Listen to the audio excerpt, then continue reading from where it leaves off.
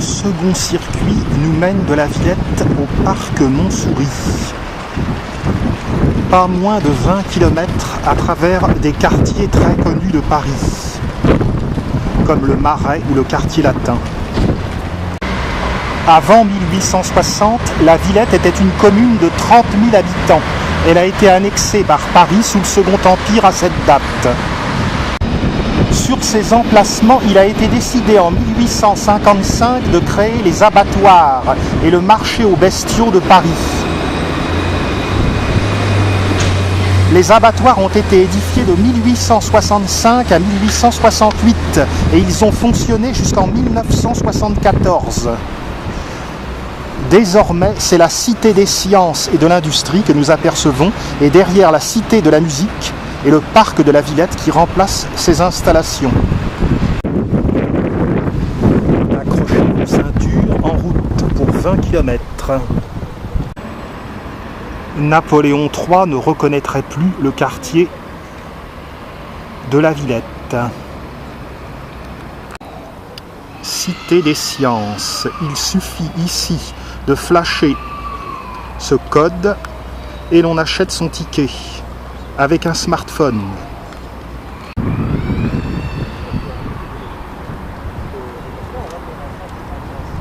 Très moderne, un peu froid peut-être. Logement très moderne.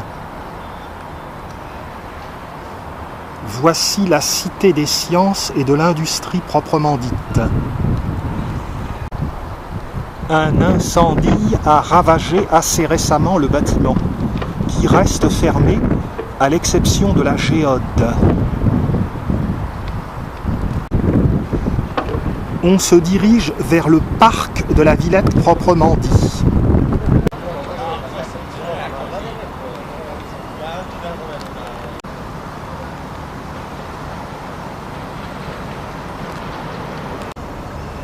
Nous allons emprunter cette allée.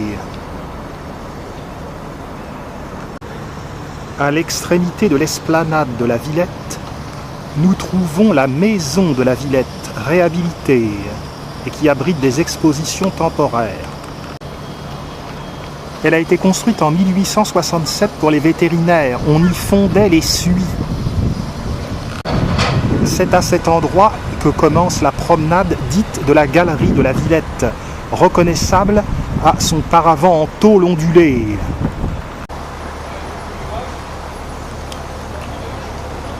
On se promène sous cette galerie sur une longueur de 900 mètres, sur un axe nord-ouest-sud-est. Ce curieux bâtiment est surnommé l'éclat de folie.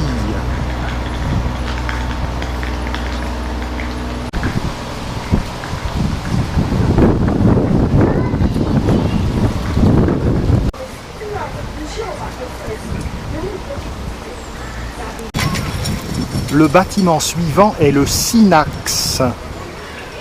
On doit y projeter des films.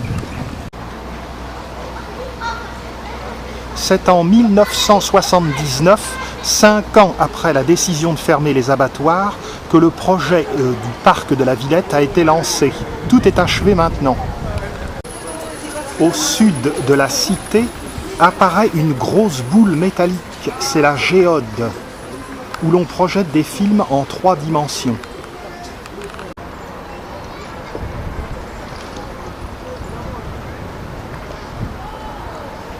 La géode.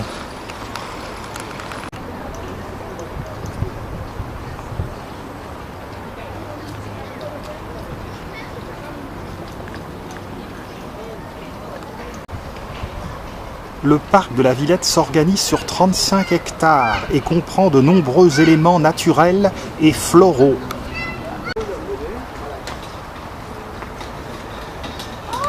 Agréable promenade.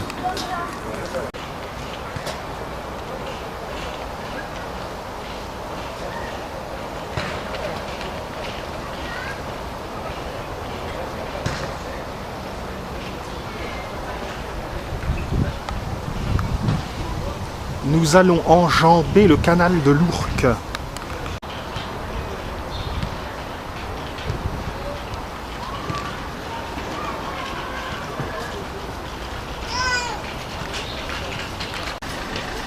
La lumière est éclatante de beauté en ce début d'automne. On aperçoit les grands moulins de Pantin.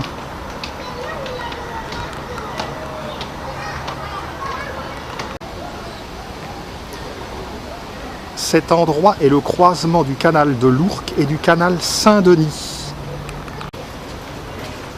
Grimpons sur la passerelle.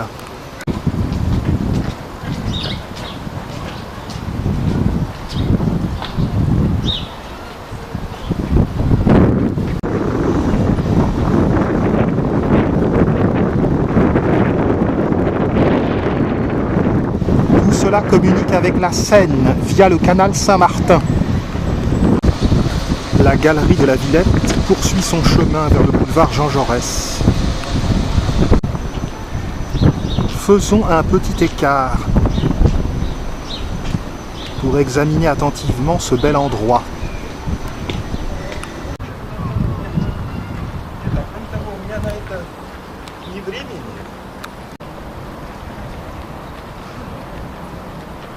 Les jeux de lumière sont absolument superbes. On voit bien d'ici le canal Saint-Denis, refait en 1890-1891, avec derrière une maison éclusière.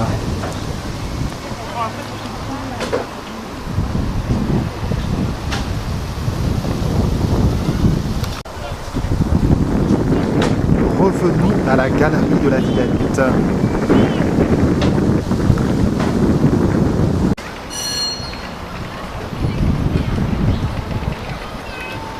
Le sol est encore pavé.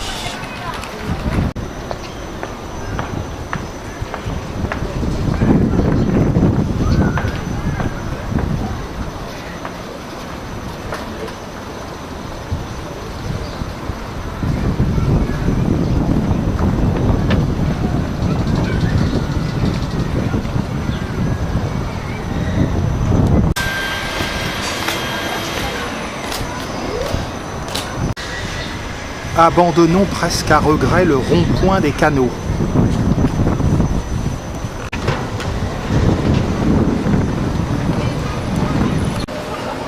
Cette allée conduit au Zénith de Paris.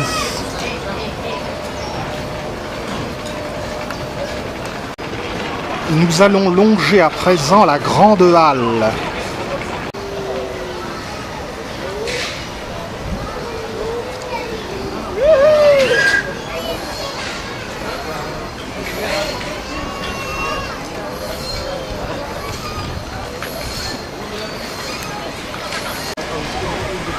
La Grande Halle à fière allure.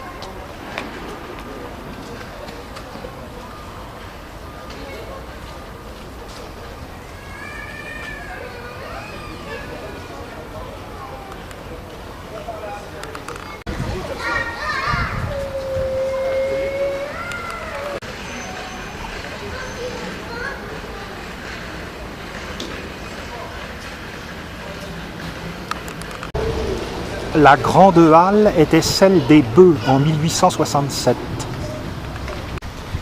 Elle est l'œuvre d'un élève de Baltard. Elle a été réaménagée en 1982 pour accueillir des salons et des expositions.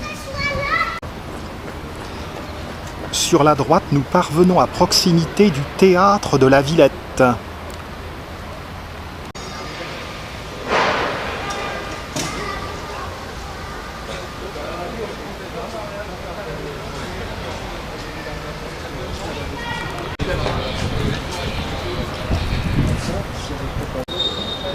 Ce quartier mêle l'ancien et le moderne.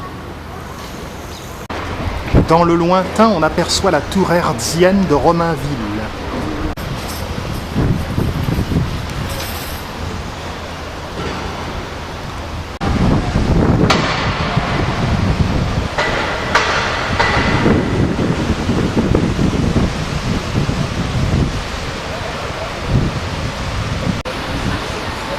à l'extrémité une superbe fontaine. Juste à côté du théâtre Paris-Villette se trouve le Conservatoire de Paris. La fontaine au lion, éclatante de beauté, date de 1811.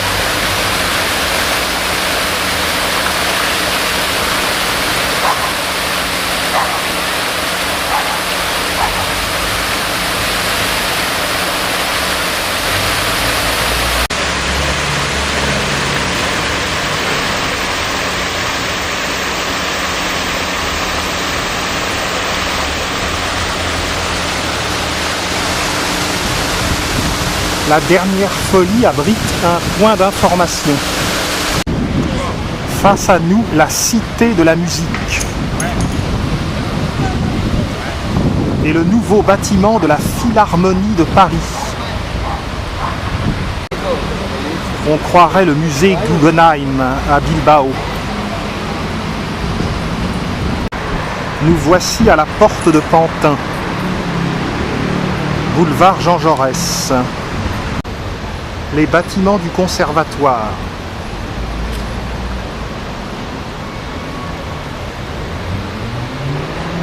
Mais ici, Haussmann reprend ses droits.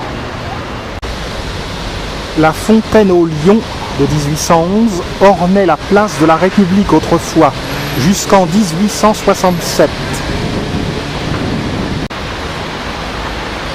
Traversons l'avenue Jean Jaurès.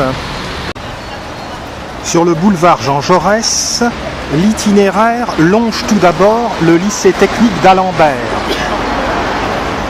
et l'hôtel Holiday Inn, direction allée Arthur Honegger. Sente des Dorées, porte de Pantin. La très curieuse allée Arthur Honegger est une promenade piétonnière de 900 mètres entre des immeubles d'habitation. Pénétrons dans le 19e arrondissement de Paris. L'hôtel Holiday Inn de la porte de Pantin.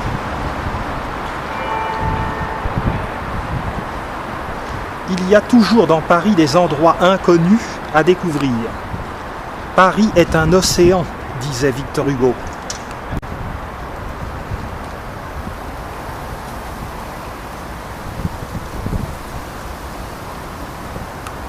L'allée Arthur Honegger démarre de l'emplacement où se trouvait la gare Paris-Bestiaux autrefois.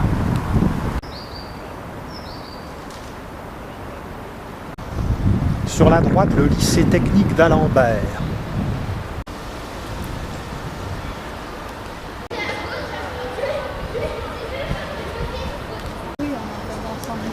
Sente des Dorées.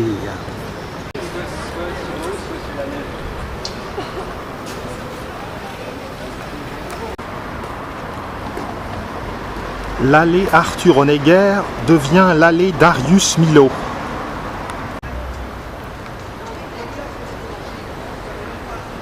Perchoir à pigeons. Cette structure végétalisée ne manque pas de charme.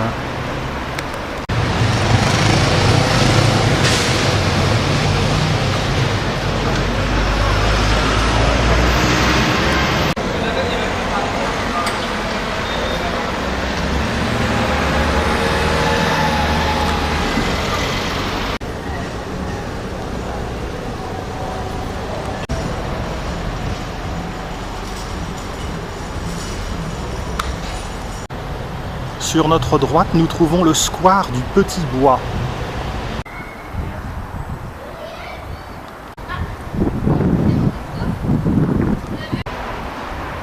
Cet espace végétalisé est bien nécessaire au pied de tout ce béton. Poursuivons. Direction la Moussaïa. Des tulipiers bordent l'allée Darius Milhaud.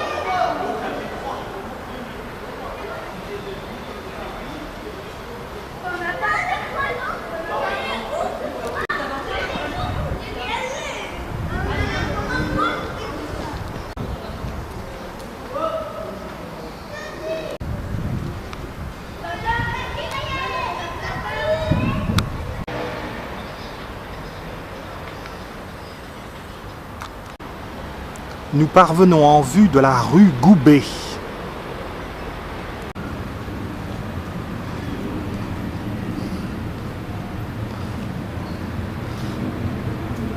Après la rue Goubet, le chemin se poursuit le long du cimetière de la Villette.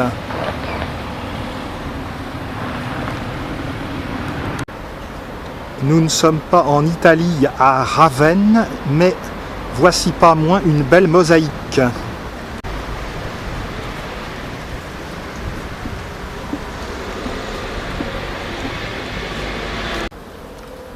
Le panneau nous sépare du cimetière.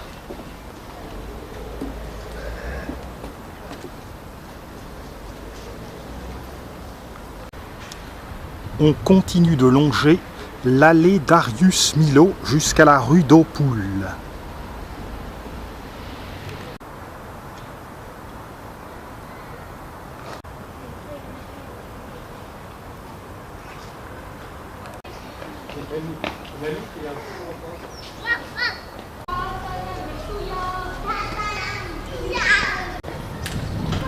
La rue d'Aupoul.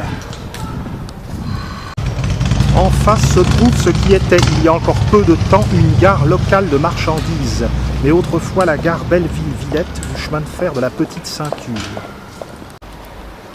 Au numéro 38 de la rue d'Aupoul se trouve l'entrée du cimetière de la Villette, qui depuis 1880 n'abrite que des concessions perpétuelles. Nous nous engageons dans la rue d'Aupoul, qui est en pente ascendante légère, ancien chemin de la Villette à Belleville. Nous croisons la rue Manin.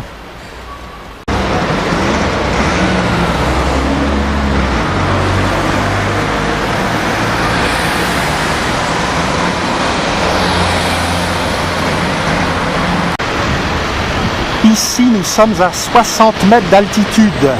Et pourtant, à Belleville, la cote atteint 128 mètres.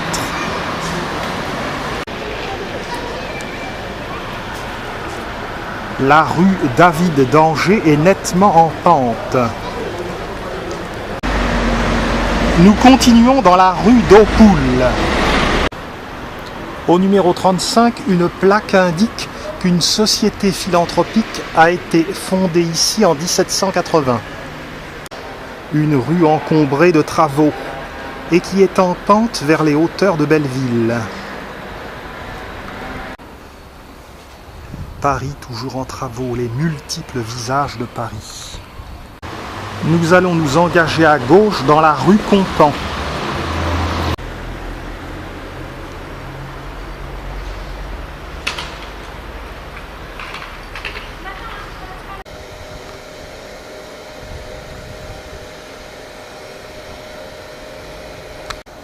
On tourne à gauche dans la rue Miguel Hidalgo. Nous arrivons dans une jolie zone pavillonnaire. Sur 24 000 m² de part et d'autre avait été ouvert en 1878 l'éphémère marché aux chevaux et au fourrage sur les anciennes carrières d'Amérique, ce qui explique que le secteur n'est bâti qu'en construction basse. On trouve ici pas moins de 250 petites maisons, réparties dans les villas qui en fait sont des petites rues. Voici un exemple de villa, la villa Rimbaud.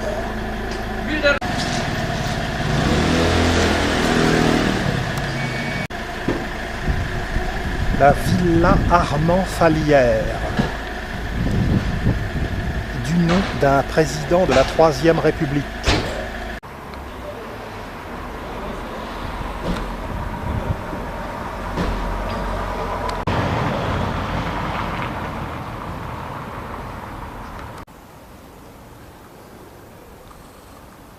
Ce qui est agréable, c'est que c'est très calme.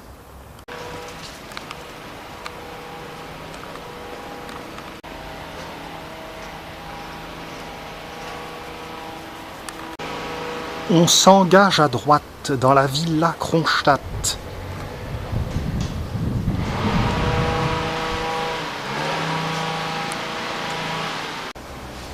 Cet ensemble extrêmement boisé constitue le quartier de la Moussaïa.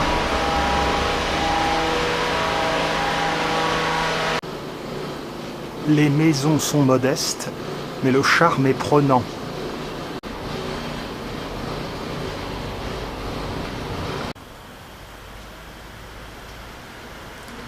On débouche dans la rue du Général Brunet.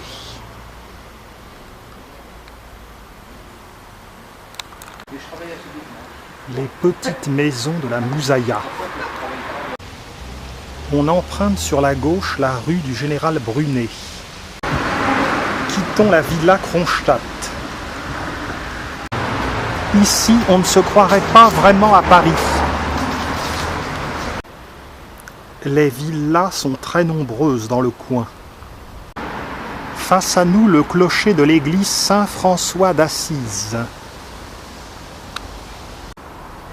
Nous empruntons en pente douce la villa de Fontenay. De la vigne pousse sur les grilles. La villa Fontenay abrite des habitations plus cossues.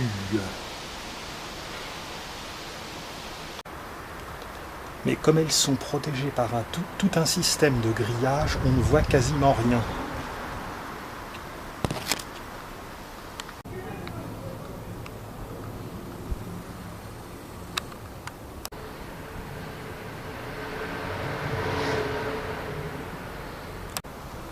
Rue de la Liberté, où l'on tourne à gauche.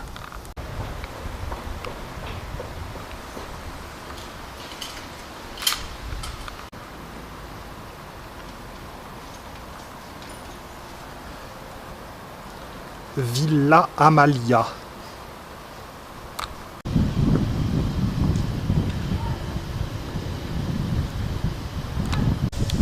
Vue d'ensemble de la rue de la Liberté.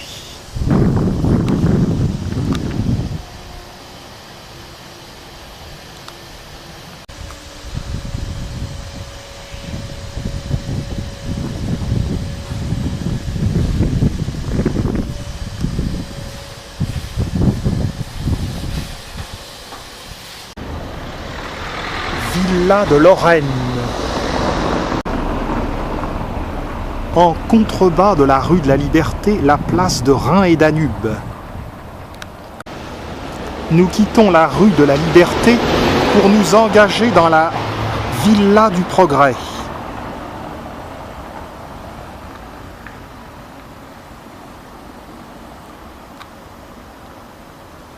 On ne peut pas dire qu'il n'y a pas un chat. Face à nous, les hideux immeubles de la place des Fêtes. Ces endroits sont particulièrement verdoyants.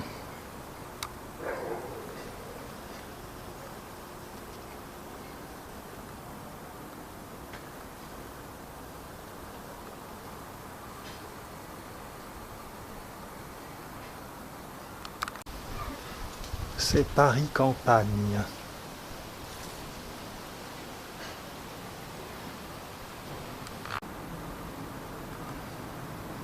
Une petite maison très bien arrangée.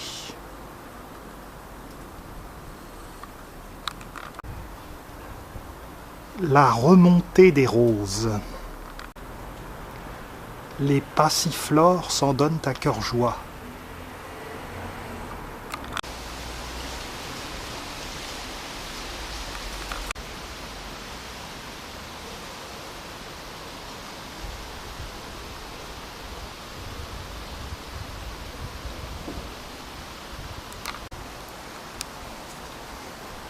On n'en finirait plus de détailler toutes ces splendeurs tellement le charme est prenant.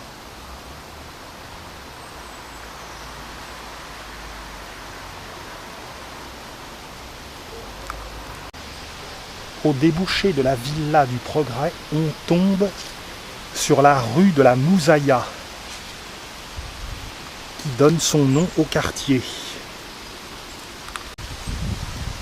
En face, nous empruntons la Villa de Belleville. La rue de la Moussaïa est une artère bien calme dans Paris.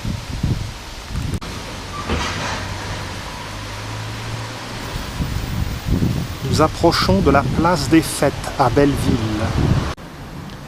La villa de Belleville est davantage pentue que les précédentes.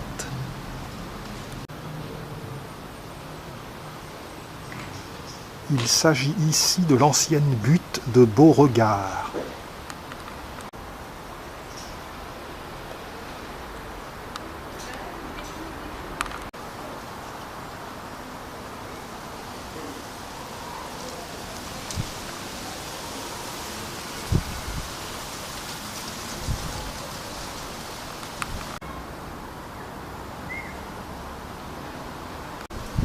Sur la porte, un ingénieux système pour faire pousser des plantes, de la terre dans des bouteilles.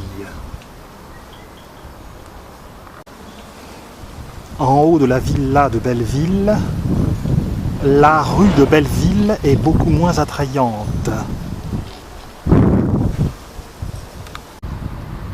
C'est, excusez la confusion, non pas la rue de Belleville, mais la rue de Bellevue. On pouvait confondre puisqu'elle se trouve dans le quartier de Belleville.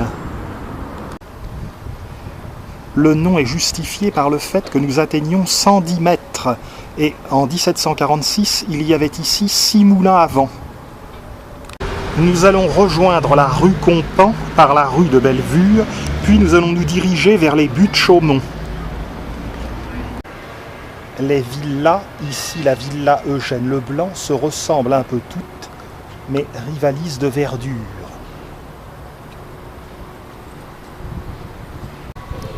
Au bout de la rue de Bellevue, on descend dans la rue Compan.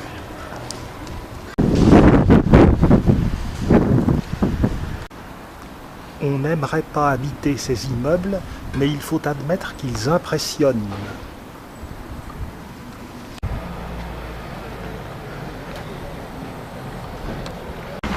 Immédiatement à gauche, on tourne dans la rue Arthur-Rosier pour s'engager très vite à droite dans la villa Albert Robida.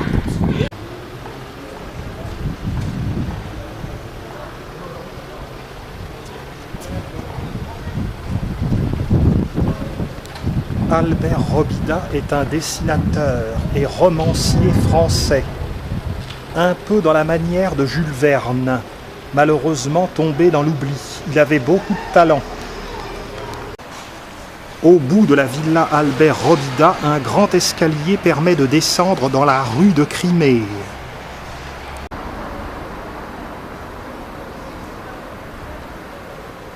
La vue est assez saisissante.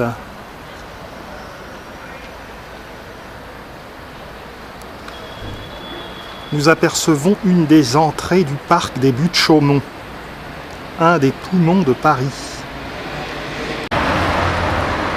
Descendons. La rue de Crimée relie la porte d'Aubervilliers à la place des Fêtes. On descend la rue de Crimée jusqu'à l'entrée des Buttes Chaumont.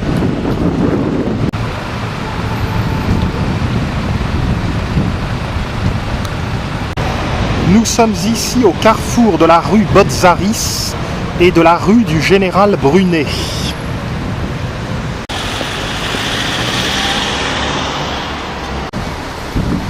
La station Botzaris est dans le style nouille.